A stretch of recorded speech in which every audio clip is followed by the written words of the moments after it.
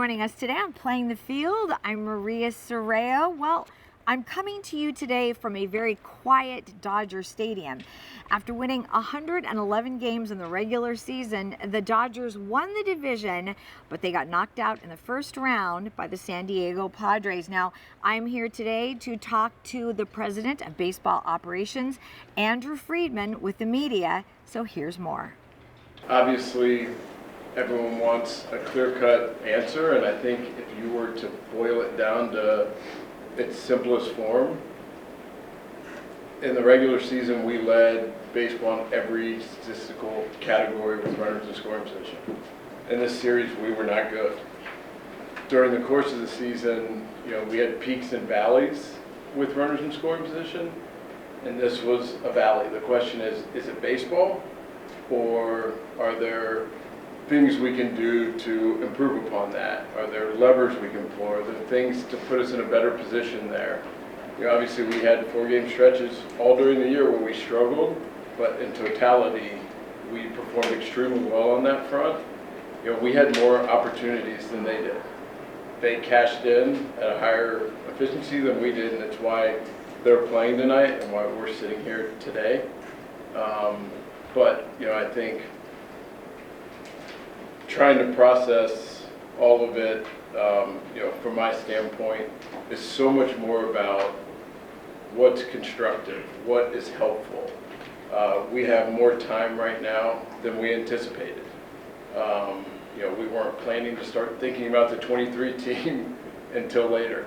And so now the question is, how can we best use this time, use it wisely to do everything we can not to have this time next year. Andrew, we talk about analytics during the regular season and how well they worked, 111 games. Do you guys change your way of thinking when it comes to analytics for the postseason, maybe taking into consideration emotion or things like that? Like, help us explain how that works. Yeah, I'm not exactly sure what analytics means, because it means something different to different people. I mean, from our standpoint, it's about being prepared. And it's about having scouting reports on the opposing players. It's about understanding their strengths and their weaknesses. It's about matching up our players' strengths against the other team's weaknesses. So I think it means different things to different people, but from that standpoint, it's about, everything is a series of kind of individual events that happens in a baseball game, and it's about trying to have the odds as much in our favor in every move that we can, as much as we can. When a game starts, we have a lineup that we pick to face their pitcher. They have a lineup that they pick to face our pitcher. And then so there's the series of kind of individual battles. And then from there, it's our guys are picking relievers to come in and face their hitters, knowing they might hit. And it's just how to match up our guys' strengths against their weaknesses as much as possible. And I think it's similar in that that's the best way for me, whether you cared enough about a spring training game, whether it's a regular season game, or whether it's Game 7 of the World Series, is to constantly try to put your players in the best position to succeed, which in turn gives you a better chance of winning. So that's how it kind of lands with me, but I think it means something different to different people. And recently, the big news for the Los Angeles Angels as their season ended is that owner Artie Moreno is going to sell the team. Now, there are not any buyers as of late, but we are certainly hoping that by next year, it will be a fresh start for the team and, of course, the superstars, Mike Trout and Shohei Ohtani. And we'll keep you up to date as we find out more about what happens with the Angels. And it's that time of year where baseball ends and the NBA basketball begins. I had a chance to catch up with the Lakers and the Clippers at their media days, and here is what they have to say about the 2022-23 season.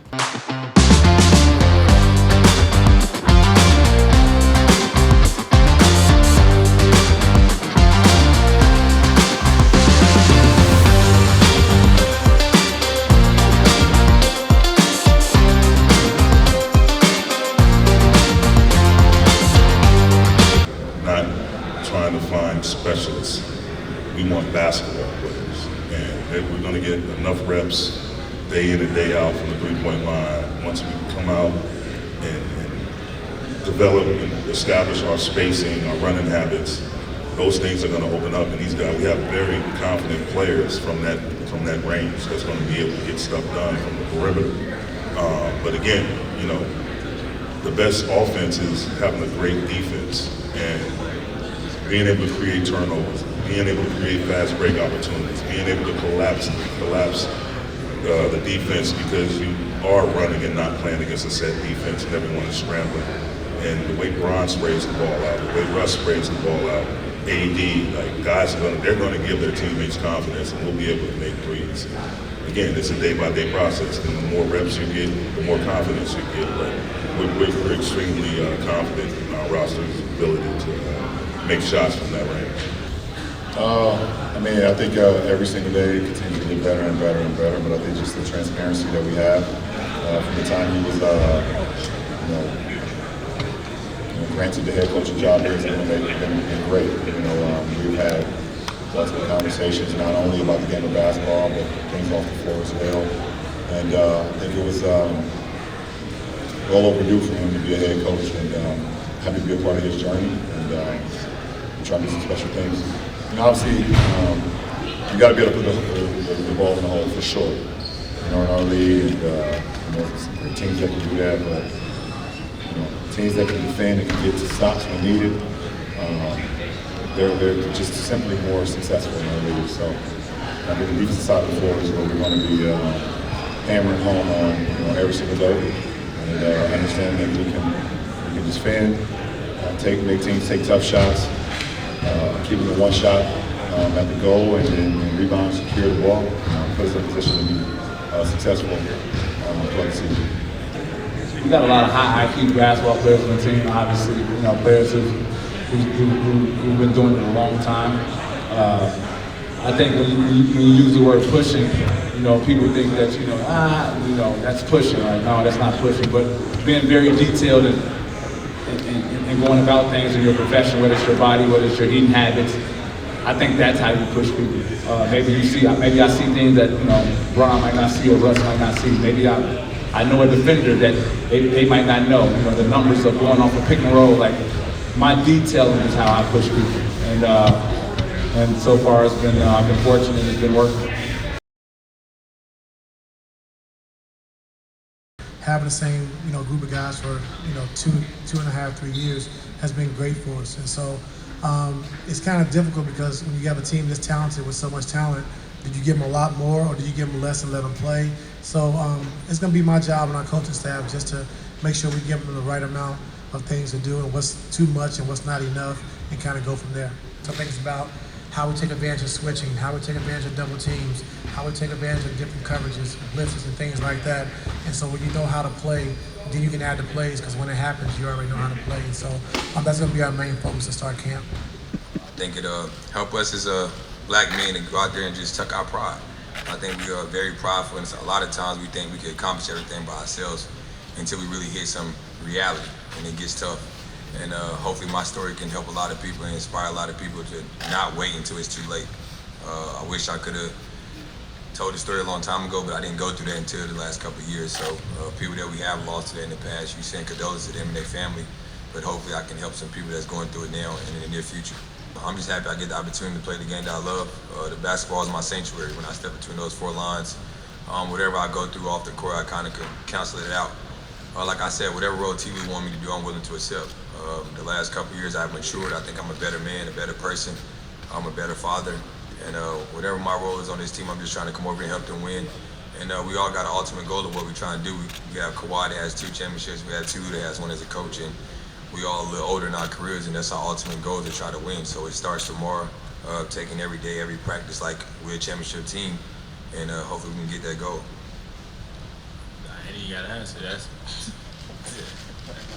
You hit that on the head. As like you said, we older in our career, more mature. We've been through a lot, and like you said, the amount of stories on this team and guys that have the aspirations. We got a leader that's won a championship. We got a head honcho that won 2 championships. Like it's championship DNA in the building. Like it's just enough for us to grasp in on and us to learn and to develop our own, skills and sanctions for everything that we're doing. And we can learn from you guys, and like you said, take every day as a learning lesson and step at the end of the day. Now it's time to talk a little Rams football. And as you know, every year the journey is different for every team and for every player. Now I had a chance to sit down with defensive tackle Michael Hoyt from the Rams, and his journey was unlike any other on his road to the NFL. Here's my one-on-one with Michael Hoyt. You have a very interesting story. You were born in Canada. Yep. And grew up in Ohio, is that right? That's right. Okay, and so tell me a little bit about your journey, because I know that you went to Brown University, and I think there's like 19 players in the NFL that have gone to Ivy League schools. How did you get to Brown, and tell me a little bit about that experience? Sure. So just coming out of high school, which was in Ohio, it was a small high school, not a lot of players coming out there and end up playing D1 football. Right. And so when I was talking to my family and we were trying to make a decision about what schools to go and look for, we really wanted to hit that sweet spot of, good academics and good football. And you're not going to beat a place like Brown for that. And the way we really talked about it is sort of the broken leg model. Like if you were to wake up and football was out of your life, I still wanted to be at the right school, and Brown was absolutely the place for me. And it's been cool. There's been a long, not many, but there's, some really good players that have come out of Brown. You think of guys like Zach Diossi and James Devlin. Now I'm thankful enough to put myself in that category too of a Super Bowl champion coming out of Brown University. It's interesting to me because I know that I read you put your own video together and sent it out to all 32 NFL teams. What was the response? It was fun. So I came out in 2020, Yep. And so I'm getting ready for my pro day, which is supposed to happen in pretty much March of 2020, and everything obviously shuts down. And so, it was a little bit, my agent actually called me and he was like, because I was supposed to have a workout with the 49ers, and they said, scouts are off the road, everything's shut down. We have no idea what's going on. And so, a little part of me thought, that's the end of the road. My dream's over. But, that's just not who I am as a person to let that happen. So my roommate at the time and another kid I was training with, we just went to the fields and we recorded every single workout, all the jumps, all the combine times. And I went on my laptop and just put together the timers on the side and made sure the whole pro day looked, as official as I could make it, and had my agent send it out to all the teams. And, as far as, people transitioning into the virtual world of COVID, I feel like I was very much ahead of that. Now, how did you know exactly what to put on the tape? Did the agent help you, or did you look at other tapes? Yeah, and so I put together all the big ones, so all the main things you would see at a pro day. Right. And then, there was some back and forth with some NFL teams. There was a couple teams asking me to run routes as a tight end, and so I went to the park and had a friend who played quarterback in high school, Emerson Logie, and he would just throw me the football, and there was routes running as a tight end. We were trying to get as much exposure, as much film out there as possible. I love that Coach Henderson said he looked through every bit of your tape from senior year, and that you just had boundless energy and you were very adaptable to do anything. Yeah, I mean, that's kind of always how I have been as a person. It is sort of a good mindset. I'm a positive person, always have been, and I'm always going to just, bring energy to anything that I do. I love that you taught yourself how to play guitar during COVID. You were in looking at investments, looking at YouTube videos, just anything to keep yourself busy and learning.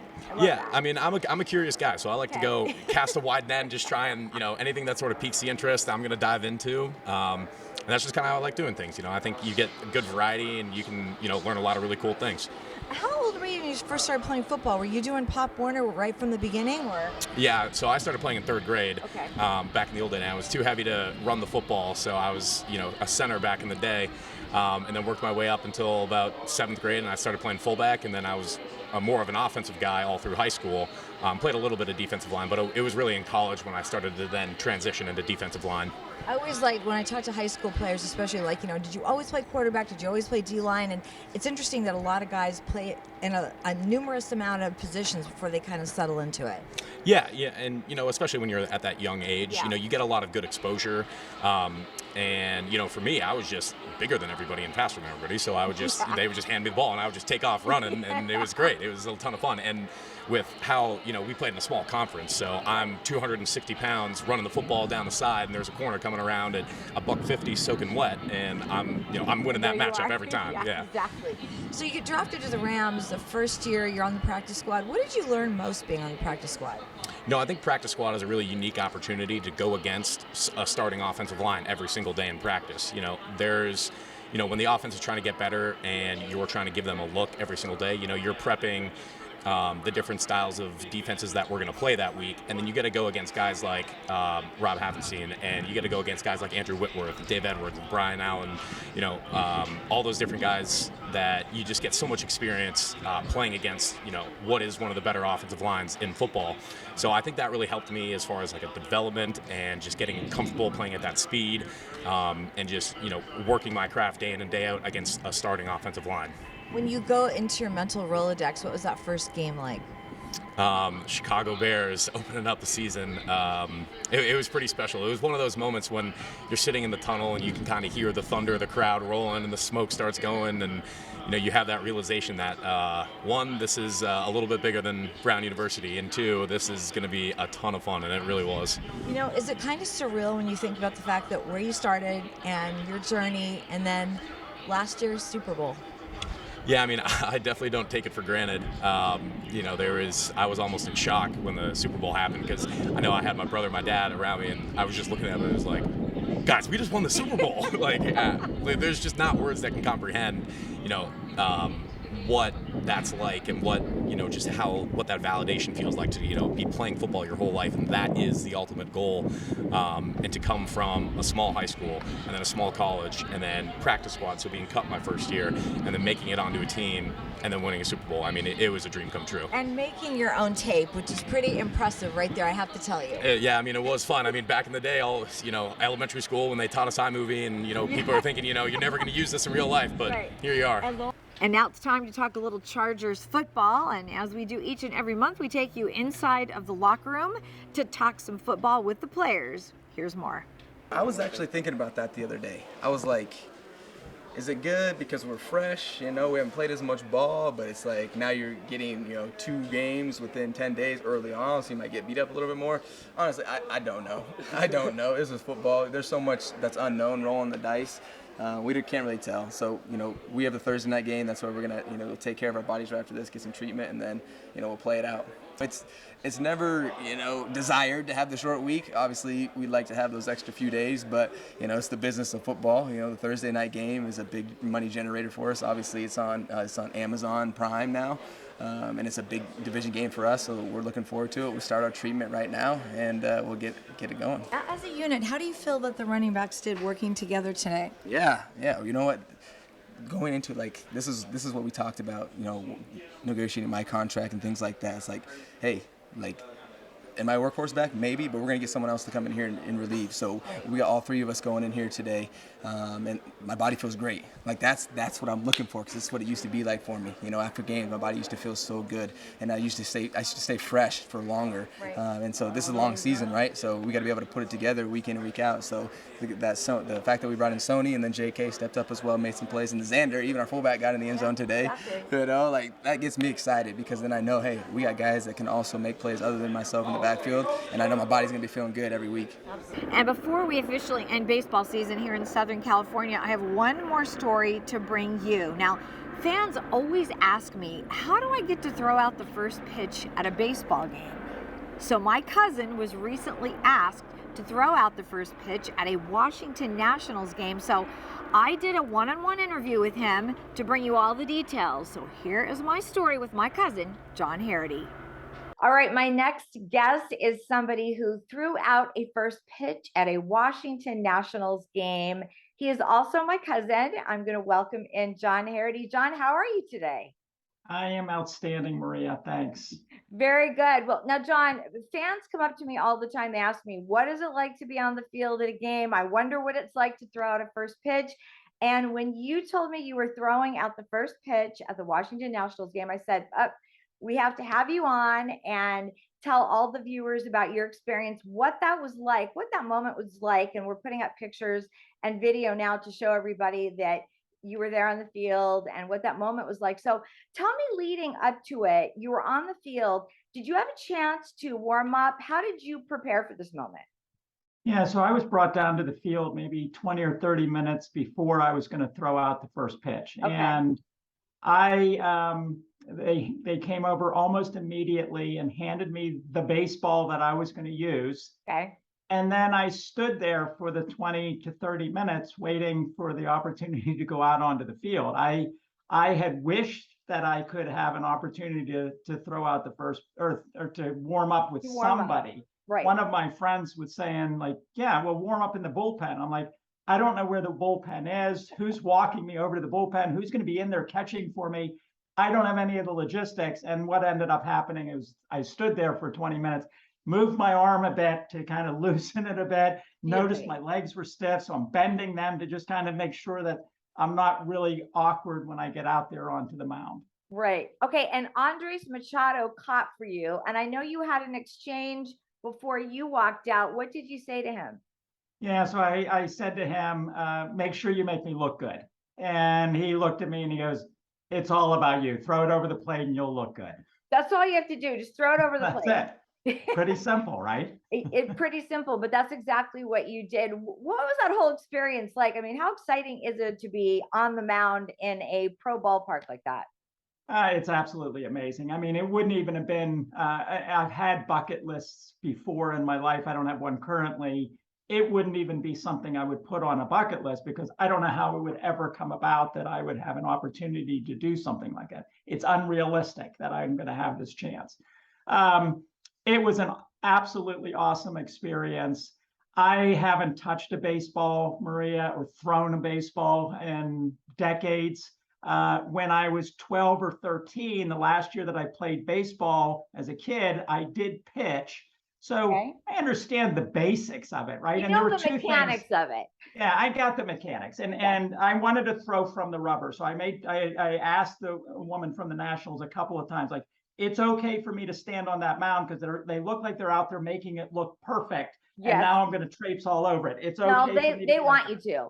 They did. Yeah. And so, you know, the two things that I planned on doing, I had watched videos. I'm an introvert. I want to kind of understand kind of the logistics of like, is someone walking me out there? What's going on? And so I watched some videos, and most of them are bloopers. So one that was memorable to me was Michael Jordan, who's done it a couple of times. Yes. And both times he threw it very wild where the catcher couldn't even catch the ball.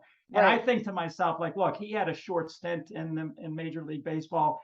I haven't. If he throws it wild, it's okay for me to throw it wild. But the reality is two things that I did. Make sure that I point my toe towards the catcher I throw over the top. If I do those two things, it might go short and bounce. It might go way over his head, or more than likely it's going to go right into the middle. And I'm not going to throw it wild like Michael Jordan did. But you know, it's so funny because the moment that you're out there, you think all these things are going through your mind, and then all of a sudden you just have to focus and just throw it like a laser, and that's what you did. And that's what I did. You know, the one regret that I have, again, being an introvert, I went out to take care of business. I walk to that mound, I throw the ball, I walk right off the field. I wish I would have taken a second or two to kind of bask in the experience, but I didn't do that. I was there to take care of business, and that's what I did. That's right. Now, John, you have an amazing inspirational story. Of course, it has inspired me and many, many people, which is why they asked you to throw out the first pitch. So please tell everyone what you went through and how you've come out the other side. Yeah, so 2016, to kind of put it in perspective and to kind of put you in my shoes back then, Maria. So I'm 49 years old. I'm in maybe the best shape of my life. I exercise 7 days a week and had for decades, and oftentimes even multiple times a day. I've followed a very strict, healthy diet for decades. I don't smoke, I don't drink. I've got a life goal of living healthy to 100 years old. So I take steps in my life to ensure that I can get there and achieve that overarching goal. So I'm playing in my Monday night basketball game, second time that I've worked out that day, minutes away from wrapping up, start getting some unusual shortness of breath. Didn't know what it was, slowed down on the court, and the shortness of breath wasn't going away, which it should have. stopped the game, then told the guys, I've got to go outside and get some cold air. And as I was leaving the gym, I felt something off. I didn't have any idea what it could possibly be, but I knew there was something wrong. I asked my friends to call 911 and I immediately passed out, and I woke up 3 weeks later in the bed at the local hospital. And so you had a heart attack. That's what it was technically. Yeah, widowmaker heart attack, which, you know, people don't know what that is. You don't survive. It's a widowmaker. It kills you, especially outside of the hospital. And Right. luckily, my friends not only called 911 within a second of me dropping to the ground, but then they started performing CPR immediately. And that kept me alive until the paramedics got there. And then when I got to the hospital, it got a lot worse for me. I've never been a patient in a hospital before, and I seem to have had a reaction to everything they gave me. They gave me a blood thinner, which I guess is common for heart attacks. That caused bleeding into my lungs, so I go into respiratory distress. Give me something as trivial as Lipitor, and I have the worst possible reaction to that, Rabno something or other that I had. And I was in horrendous shape. I mean, my wife, Eileen, was told many times, he's not going to make it. Whoever you think wants to see him before he passes needs to get here immediately. And luckily, my body healed, and I was able to pull through during that time period. You know what? It's kind of amazing because you were in such great shape. And I think that's one of the reasons that you were able to recover.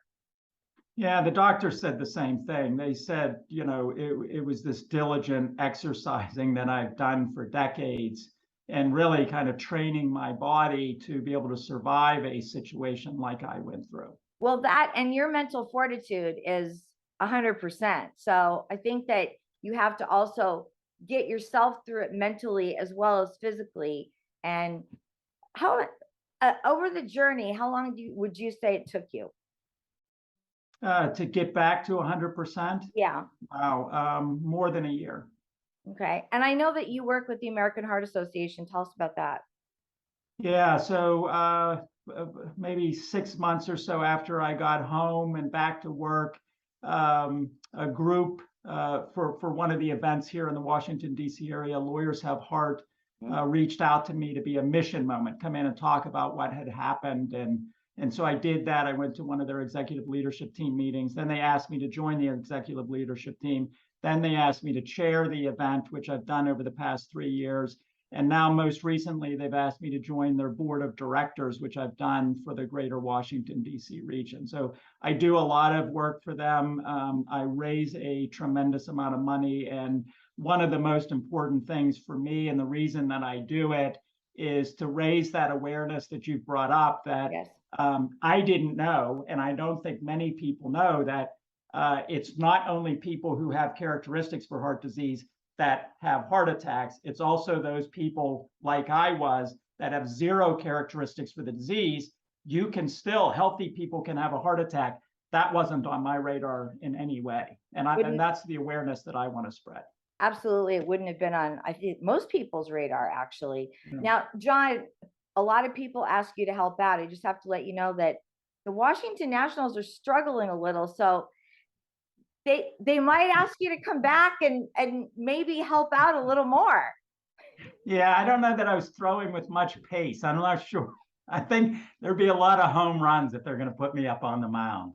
Well, you never know. Now you can just, maybe they'll give you a little bit more time to warm up. You never know. Well, I'd like that. Maybe then I could throw a little pace on the ball. Yeah. Absolutely. Well, thank you so much for coming on and sharing your story with everyone. And You're welcome. Great job out there at Nationals Park. And thank you, Cuz, for sharing your very inspirational story with all of us. All right, that will do it for today's show. Remember, you can watch Playing the Field 24/7 at playingthefieldtv.com. I'm Maria Serrao signing off one more time this season from Dodger Stadium. We'll see you next time.